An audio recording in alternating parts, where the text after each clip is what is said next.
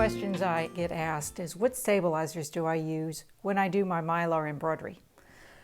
Normally, I just use the stabilizer I would use based on the fabric or the end use of the item that I'm embroidering on.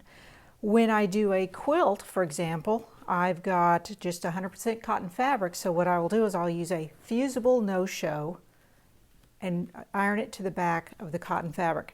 I will use a no-show fusible mesh like a sewer would use an interfacing. It gives the fabric some body.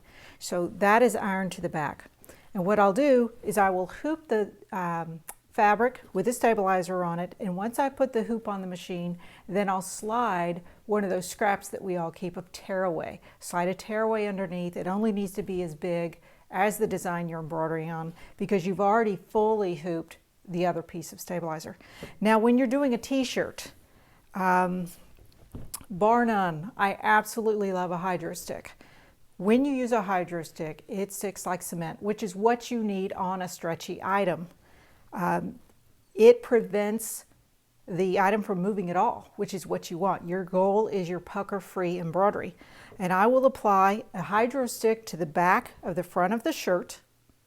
I will hoop the entire thing, and then I will embroider it.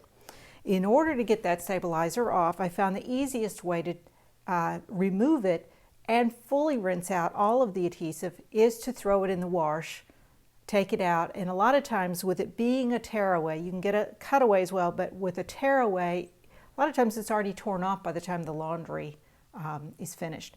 The other really wonderful thing about the hydro stick versus a peel and stick product is it does not gum up your needle.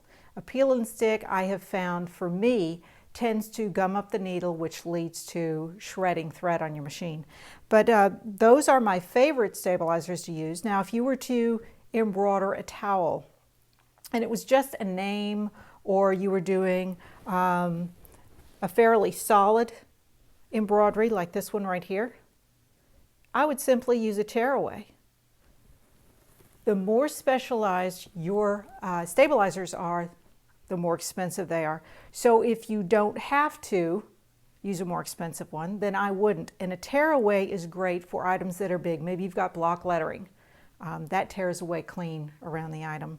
But if you've got something that's got a lot of intricate runs and stitches that have open areas, I probably would use on a towel a sew and wash product. Because you are going to see the back of that item, all of that stabilizer will wash away for you, and obviously we're going to use a topper on the top to hold the terry of that towel down. So I hope this information has helped you and given you a little confidence to branch out and stitch a lot of different types of fabrics and articles of clothing. Thank you for watching.